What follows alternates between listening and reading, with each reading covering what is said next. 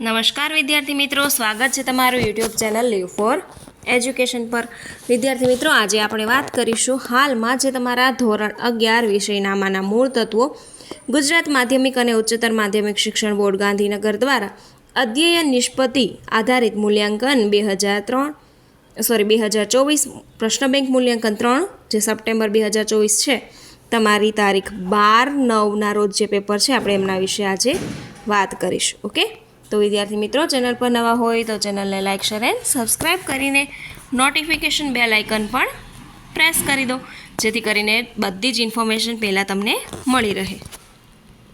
હવે અહીંયા તમારા ચેપ્ટર છે 7, 8 અને 9, જેમાં 9મું ચેપ્ટર છે ઉદાહરણ 2 સુધી જ છે। ઓકે, તો એમાં થિયરિકલ અને 2 દાખલાઓ જ પૂછાશે। ઓકે, બાકીના રોકડ મેળ અને ખાસ આમનોંધ વિશે છે। તો ચાલો સ્ટાર્ટ કરીશું। પહેલો પ્રશ્ન નંબર, વિભાગ એ યોગ્ય વિકલ્પ પસંદ કરીને શું કરવાનું છે? ખાલી જગ્યા પૂરવાની છે।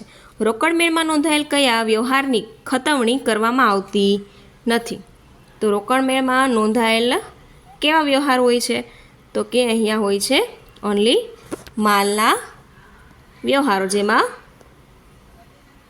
ખતવણી કરવામાં આવતી નથી। ચેકના કેટલા પક્ષકારો હોય છે? તો કે ચેકમાં 2 પક્ષકારો હોય છે। પેટા રોકડ મેળ મુખ્યત્વે કેટલા પ્રકારે તૈયાર કરવામાં આવે છે? તો કે પેટા રોકડ મેળ મુખ્યત્વે 2 પ્રકારે શું કરવામાં આવે છે? તૈયાર કરવામાં આવે છે। કયા પ્રકારના વટાવની ચોપડે નોંધ કરવામાં આવતી નથી? તો અહીંયા આવશે વેપારી વટાવની ચોપડે નોંધ કરવામાં આવતી નથી। બેંક આપણા ખાતે બેંક ચાર્જ ઉધાર કરે ત્યારે બેંક શિલ્લક ઘટે। કેવા પ્રકારના વ્યવહારોની રોકડ મેળમાં નોંધ કરવામાં આવે છે? તો કે રોકડ ખરીદીના।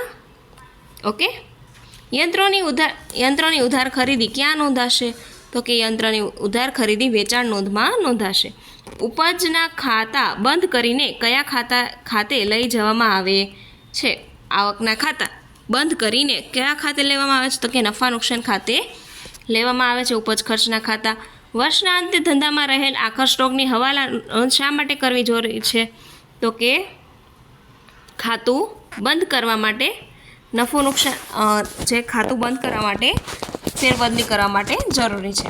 દ્વિનોંધી નામા પદ્ધતિમાં નામાનો મુખ્ય ચોપડો કયો છે?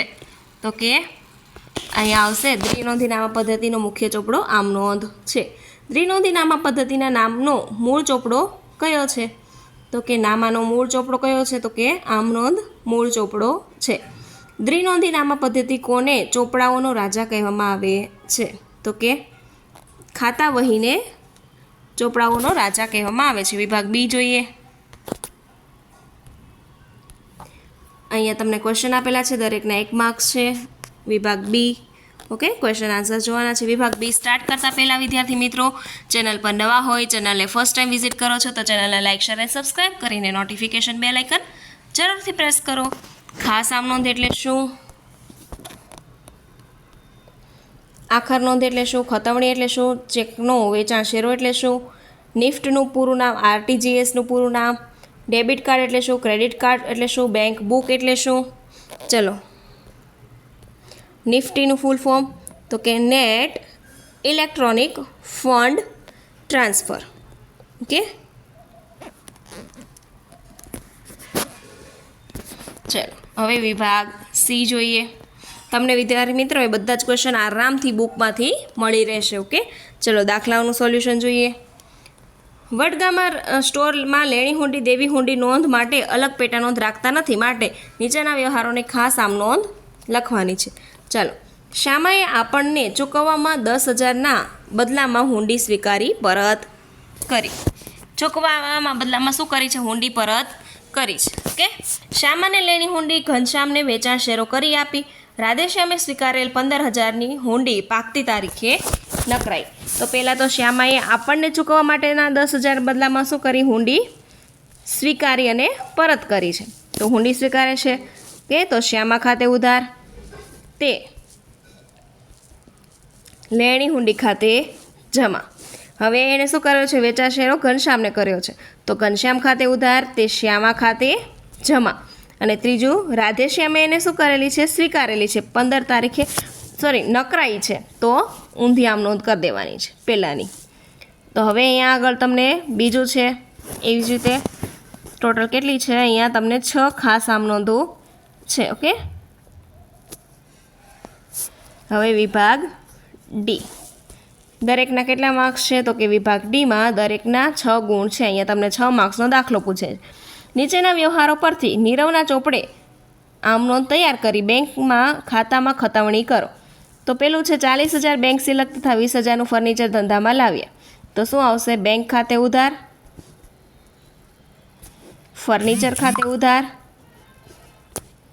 તે મૂડી ખાતે જમા. કેટલા, 40 ને 20, 60,000 મૂડી ખાતે જમા. જ્યારે બેંકના કેટલા ઉધાર થયેલા છે, તો કે અહીંયા તમારે ઓનલી બેંકના ખાતામાં તૈયાર કરવાની છે, તો ખતવણી તો યાદ રાખવી પડશે.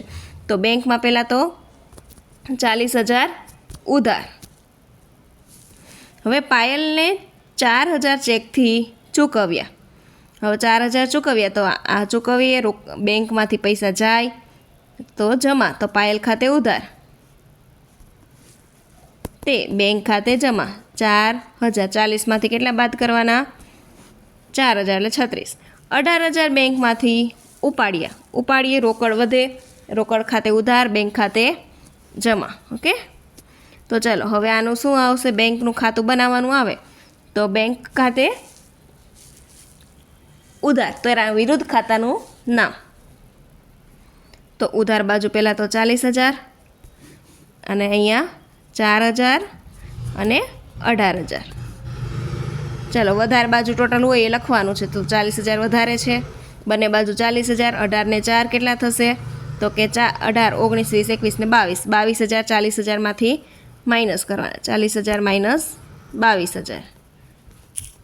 ઓકે, તો એ બાકીના જે પૈસા મળશે તમારું શું થશે, તો કે બાકીના જે 40માંથી વધશે 22.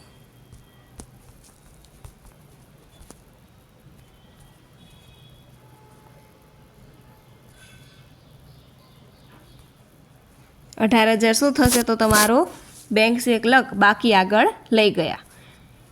એવી રીતે અહીંયા તમને આમ નોંધ બધી ડિટેલમાં આપેલી છે. ઓકે, જેમાં બેંક બુક તમારે તૈયાર કરવાની રહેશે, પેટા રોકડ મેળ બનાવવાની છે. તો વિદ્યાર્થી મિત્રો, આ હતું તમારા ધોરણ 11ના પેપર ક્વેશ્ચન બેંક પેપરનું સોલ્યુશન. આનું જો તમારે લિખિતમાં સોલ્યુશન જોઈએ તો ચેનલને સબસ્ક્રાઈબ કરી રાખો. નીચે કમેન્ટ સેક્શનમાં મને જરૂરથી સોલ્યુશનની કમેન્ટ કરી દો, જેથી કરીને હું તમને ઓરિજિનલ PDF સોલ્યુશનની લિંક શેર કરીશ. ઓકે, તો ચેનલને લાઈક, શેર અને સબસ્ક્રાઈબ કરી દો.